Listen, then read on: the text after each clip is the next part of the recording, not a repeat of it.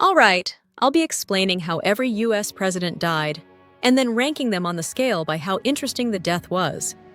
Every president from the first to the last.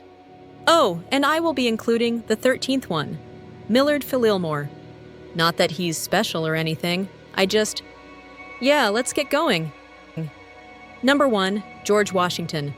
I mean, the guy famous for chopping down cherry trees and appearing on the dollar bill. He didn't die in battle, or get assassinated, or explode in a blaze of liberty. He likely died of epiglottitis, which is a fancy word for the inflammation of that flap thingy on the base of your tongue that prevents food from getting into your windpipe. Now, keep in mind this was the 1700s, and the entire medical industry was basically just pressing a bunch of random buttons and hoping something worked. The doctors had no clue what was actually wrong with them, so they did what any self-respecting 18th century physician would do. They bled him 4 times in 12 hours, draining nearly 40% of his blood. How 3 founding fathers managed to exit life in the most unexpected ways. Start with George Washington, because his final days are a strange mix of tragedy and unbelievable medical decisions. One winter, he developed a simple sore throat. Nothing dramatic. Today, we would drink something warm, take a day off, and move on. Washington, however, lived in a time when doctors believed the body was basically a plumbing system, and the best way to fix anything was to open a valve and drain whatever was inside. They decided he needed help, and they brought out every tool they had. They gave him an enema, forced him to vomit, and attached leeches as if they were repairing a broken machine rather than treating a human being. They also removed a shocking amount of his blood. By the end, Washington must have been wondering how an ordinary sore throat turned into a full-body evacuation plan. When he finally spoke his last words, he said, "'Tis well." It was not. He died only a few minutes later. Not from the illness itself, but from the treatment. That is why I put him in B tier. Not because he was anything less than extraordinary as a leader, but because his medical team took one look at him and decided the best way forward was to bleed the man dry. Without meaning to, they brought down the first president of the United States. Now let's move to John Adams and Thomas Jefferson, 2 men whose lives were so deeply connected that their final day has become one of the most astonishing coincidences in American history. Adams and Jefferson were an unlikely pair at first. Jefferson was quiet, philosophical, and idealistic. Adams was louder, more direct, and always ready for an argument. But somehow the chemistry worked. They wrote the Declaration of Independence together, building one of the most important documents in human history while learning to understand each other. After the Revolution, their paths were tangled with politics. They worked together, competed with each other, and eventually ended up on opposite sides of major debates. Things got tense. For several years, they stopped speaking. Both men were stubborn, proud, and convinced they were right. It looked like a friendship that had run its course. Time has a way of softening old wounds. As they grew older, they slowly made peace. They began writing letters again, long and thoughtful ones. These letters became a kind of lifeline. They shared stories, reflections, frustrations, memories of the past, and hopes for the country they had helped create. Their correspondence lasted for years. 2 aging revolutionaries, thousands of miles apart, still tied together by history and respect. Then came the 4th of July, 1826. It had been 50 years exactly since they signed the Declaration. Jefferson had been ill for a long time. His strength was gone, and he was spending most of his days in bed. He knew the end was near. One of the last things he requested was that no more doctors be brought in. After what happened to Washington, you can understand the hesitation. He passed away quietly that afternoon. Adams, on the other hand, had no long decline. His health was failing, but he was still somewhat active. That same day, he suddenly experienced heart failure. As he felt his life slipping away, he gathered his strength and said, "Thomas Jefferson survives." He believed his old friend was still alive. He had no idea Jefferson had already died hours earlier. There is something strangely poetic about it. Two men who helped create a nation, two friends who fought, argued, reconciled, and wrote letters filled with affection and frustration. And then, without planning it, without knowing anything about each other's final moments, they left the world on the exact same day. The anniversary of their greatest shared achievement. History does not usually give endings this dramatic or symbolic. You cannot choreograph something like that. It feels like a moment the universe arranged, a reminder that their stories were always connected. So what do these endings tell us? Washington's final hours show how far medical science has come and how unlucky he was to be treated by methods that now feel unthinkable. Adams and Jefferson remind us that friendships can be complicated, broken, repaired, and sometimes destined to last far longer than we expect. Their lives were full of conflict, pride, passion, and principle. Their deaths added one last, powerful chapter to a relationship already filled with meaning. When we talk about these men, we often focus on their achievements and political decisions. But their final days reveal something deeper. They were human. They got sick. They argued. They forgave. They worried about their country. They cared about each other more than either would admit during their younger years. Washington likely had no idea his death would one day be taught as an example of dangerous medical practices. Jefferson probably did not know he would die on the most symbolic date in the nation's calendar. Adams certainly did not imagine that his last belief, that Jefferson still lived, would turn into a story told for centuries. Together, their endings form one of the most memorable closing chapters in early American history. Strange, tragic, moving, and oddly fitting. These were the men who shaped the beginning of a nation. And even in death, they left behind moments that feel larger than life. Anyway, the coincidence is pretty cool. I'm going to give him a B tier for consistency. If either of them went out with a bang, it would have easily been an A tier death. James Madison, the fourth president. He was also the fifth president to die, and he almost kept the July 4th trend going. Almost. He died of heart failure in 1836, just 6 days before Independence Day. His doctors did try to give him some stimulants to, and I you not, prolong his life just enough to keep the July 4th trend going, which, jokes aside, is just a diabolical thing to do. Anyway, he missed the July 4th mark. So yeah, E tier for breaking the streak. James Monroe.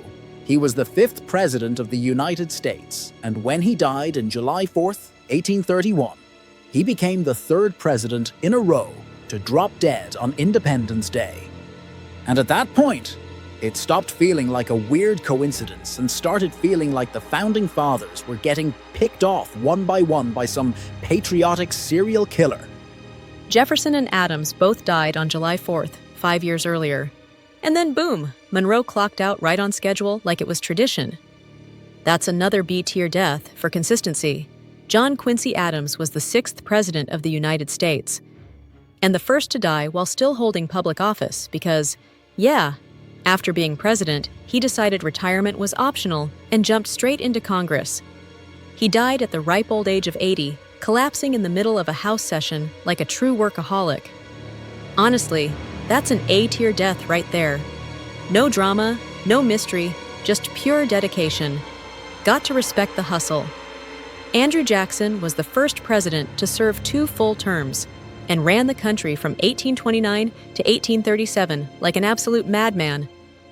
He crushed political opposition, ignored Supreme Court rulings, kicked Native Americans off their land, blew up the National Bank, triggered a financial crisis, and let's not forget, he was all in on slavery and made sure abolitionist mail never saw the light of day. And worst of all, he was a darn tuned Democrat. He basically treated the presidency like a one-man show, which doesn't feel entirely unfamiliar today. He finally clocked out on June 8, 1845 at the age of 78, with some soft-spoken final words to his crying family about meeting again in heaven, which is kind of rich, coming from a guy who spent his entire life talking about liberty while owning half a plantation's worth of people. Either way, his slavery-loving out gets a tear, because we need way less of them. Martin Van Buren. Martin Van Buren was what people call a filler president. Apart from inventing the word okay, no one really knows what he did in office, and honestly, I'm too lazy to check. He died in 1862, almost 2 decades after leaving the White House. But no one really noticed, so Van Buren sort of just faded into oblivion, like that one NPC in Skyrim who asked you to collect 10 cabbages and then never shows up again. Absolute dire death, gone and forgotten. William Henry Harrison holds the record for the shortest presidency in U.S. history, just 31 days. He's also known as the first president to graduate from Hustlers University because this man gave a 2-hour inauguration speech in the freezing rain without a coat or hat just to prove he was tough and proceeded to catch pneumonia and die a month later. Due to your death for the sheer stupidity. Come on, Will, you were 68. You know better. Anyways, John Tyler. This guy was the second former president to die in 1862, right in the middle of the Civil War. And just to stay on brand, he went full Confederate at the end. He's the only U.S. president who was buried under a Confederate flag instead of the Union one, a tear. Glad he's gone. James Polk died in 1849, just 3 months after his presidency. He was responsible for making the U.S. territory coast to coast. Sierra for dying like the guy who finished the Group project and then collapsed. Zachary Taylor was the second president to die in office, lasting just about 16 months before suddenly just dropping dead. Officially, it was gastroenteritis, which is doctor for stomach flu. Basically, he ate some bad food in the 4th of July and never recovered. But there's been talk for years that he might have been poisoned for pushing back against the expansion of slavery. And at this point, every president I research is somehow connected to slavery. I am literally running out of ways to joke about it. Anyways, nothing was ever proven, but if it were true, that would technically make him the first president assassinated while in office years before Lincoln. Either way, between the timing, the weird circumstances, and the long-running conspiracy, it's an A-tier death. The next few presidents aren't really that noteworthy. Millard Fillmore died from loneliness, F-tier. Franklin Pierce, liver failure, F-tier. James Buchanan. This anxious-looking dude died of respiratory failure, F-tier. Now, the next president to die was the first assassinated in office. Abraham Lincoln, the guy who ended slavery, wrecked the Confederacy, and dabbled in some suspiciously depressing poetry, was just trying to enjoy a play with his wife on April 14, 1865. He's mid-laugh, probably thinking, man, finally, life's calming down. When John Wilkes Booth appears in the president's booth, creeps up behind him, shakes his hand, and takes a selfie with the president. Yep, that's how it went down. Then he left peacefully. Nothing bad ever happened. Oh, and don't worry about the red stuff. It's confetti, S-tier. Anyways, Lincoln was replaced by Andrew Johnson, who somehow dodged impeachment by 1 vote and then spent the rest of his presidency fighting Congress like it was a full-time job. The guy vetoed basically every Reconstruction bill in sight just to prove he could. He died in 1875 from a stroke while visiting his daughter. At that point, he was the only living former president. His last words were, "I need no doctor, I can overcome my troubles," which didn't really age well. A tear for the determination, though. Ulysses Grant died in 1855 after battling throat cancer for nearly a year. His last words or word was, "Water, poor guy." Bitter death. Rutherford Hayes died from heart disease. Boring? Fear. The next president was the second US president to get assassinated in office, but if he had competent doctors, he could have survived. James Garfield was shot by what can only be described as a very salty fan. In 1881, just a few months into his presidency, some delusional office seeker named Charles Gow walked up to him at a train station and shot him in the back, all because Garfield didn't give him a government job. Like, this guy took Lincoln rejection personally. But here's the fun part. Garfield didn't die right away. Nope. He lingered for 11 miserable weeks, slowly rotting from the inside out while 19th century doctors probed his bullet wound with their bare hands, playing a real-life game of Operation, except there was no buzzer, just escalating sepsis.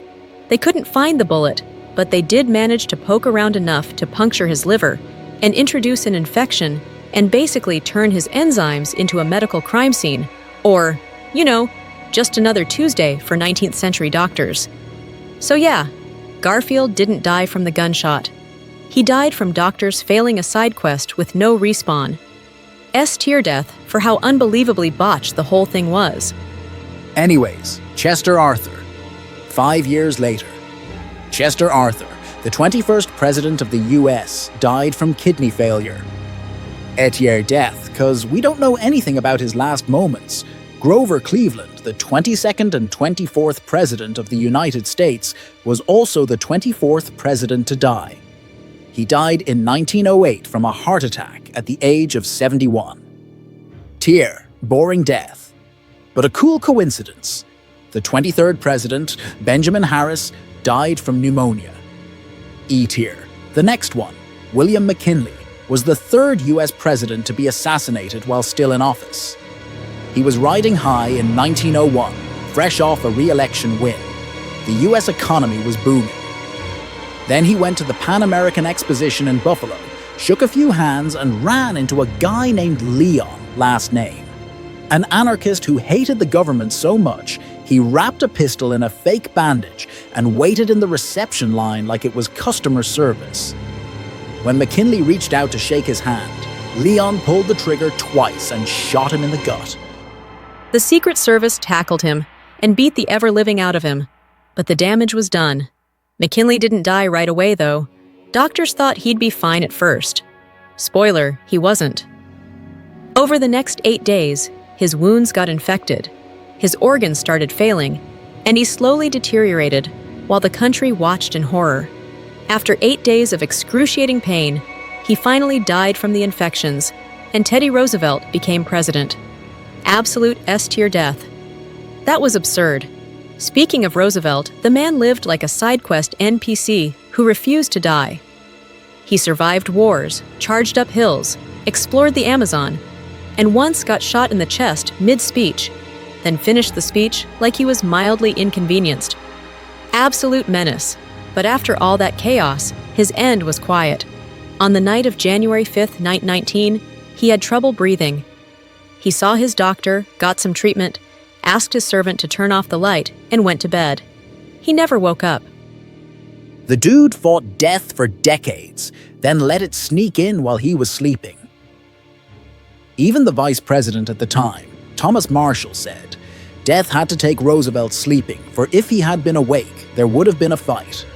Now that's a he deserves at least a tier.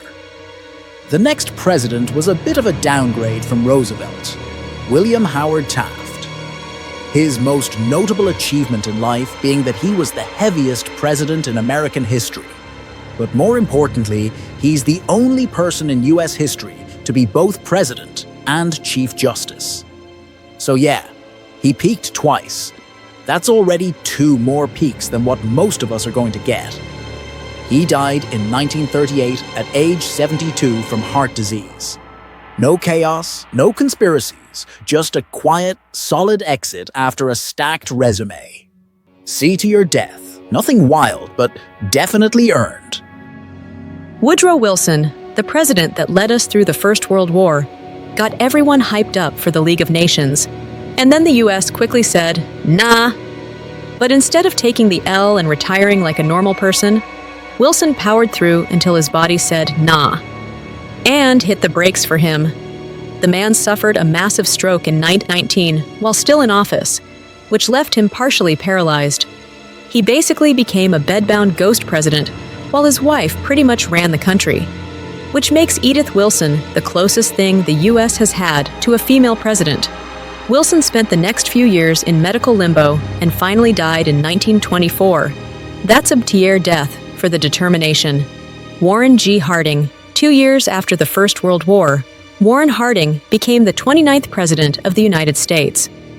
He was the 6th one to die in office, but 3rd to die in office of natural causes. He was president between 1921 and 1923. And if you've never heard much about him, it's probably because his legacy is buried under a mountain of scandals and vibes-based governance. The guy straight up admitted he wasn't fit for the job, but people liked how he looked, so president. When he was traveling across the West Coast, he suddenly experienced extreme stomach and chest pains and died in his sleep in the Palace Hotel. However, his official cause of death was never determined, but nothing dramatic. Just a quiet, sketchy exit mid-tour. Seer death, suspicious, but too vague to earn anything higher. Calvin Coolidge and Herbert Hoover, the 30th and 31st presidents, oversaw the U.S. roller coaster from economic high to absolute rock bottom, aka the Great Depression. Coolidge served from 1923 to 1929, dipped before it all collapsed, and then died 4 years later while clipping his nails. I'm not making this up. Hoover, on the other hand, lived to 90, watched 5 more presidents come and go, and still couldn't shake the blame for the Depression. All in all, they're pretty forgettable presidents, and no one really remembered them on their death, but I'm putting them both in U tier. The next president, however, is the furthest from forgettable. FDR Franklin D. Roosevelt was the 32nd President of the United States, and to this day, the only one who served 4 consecutive terms. He led the country through the Great Depression and World War II, which, let's be honest, is almost as stressful as having a conversation with a vegan. He died in office at the age of 63, reportedly from a massive stroke, which, yeah, kind of checks out. If you spend over a decade steering the country through economic collapse, global war, and daily stress levels that could liquefy a buffalo, your brain deserves a peace out. He was the 7th president die in office and arguably the most overworked. Sire Death died serving the country. Harry Truman, the 33rd president, is mostly known for dropping 2 atomic bombs, ending World War II and looking like your grandpa's angry poker buddy. He left office in 1953 and lived another 2 decades. He died in 19 situ at the age of 88 from multiple organ failures after a bout of pneumonia. No assassination, no conspiracy, just a body that finally says it, "All right, I'm clocking out." Honestly, for a guy who once ended the global war at the push of a button, his death was shockingly uneventful. Kaidir, long life, low drama. He was succeeded by Dwight D. Eisenhower, who died in 1969 at the age of 78 from congestive heart failure.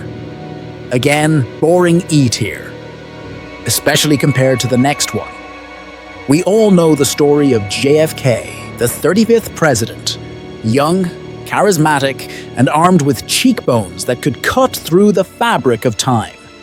And fittingly, his death was just as dramatic as his life. On November 22, 1963, JFK was riding in a convertible through Dallas, Texas, when in the span of just a few seconds, the most powerful man in the world was turned into a national trauma reel, played in slow motion again and again for the rest of American history. The shooter was Lee Harvey Oswald. Allegedly, he was arrested, denied everything, and then in classic nothing to see here, fashion got shot on live TV by a nightclub owner named Jack Ruby just 2 days later, which naturally kicked off the great American conspiracy buffet. Was it the CIA, the Mafia, LBJ, Cuban communists, Marilyn Monroe's vengeful ghost? Pick your poison. Everyone has a theory, but nobody has answers. That's another S-tier death, not just because of the shock, but because his death completely changed American history. Honestly, I don't think anyone can top JFK's death, as it's the most infamous and mysterious in modern history. Lyndon B. Johnson died from a heart attack in 1973 alone on his Texas ranch. Dear. Richard Nixon died in 1994 from a stroke after years of trying to quietly rehab his image post-Watergate. He resigned in disgrace, lived long enough to write books about it, and then his brain finally pulled the plug before the public fully forgave him. Etier death. Gerald Ford died at the ripe old age of 93 in 2006, making him the longest-living US president at the time. He died from a heart attack. E-tier. Jimmy Carter died very recently, 2024. He was 100 years old at the time of death and spent nearly 2 years in the hospital. C-tier. Ronald Reagan died in 2004 at the age of 93 after a long, slow decline from Alzheimer's disease. C-tier. And finally, George Bush died in 2018, just months after his wife Barbara. Truly romantic. C-tier. Anyway, if you liked the video, subscribe.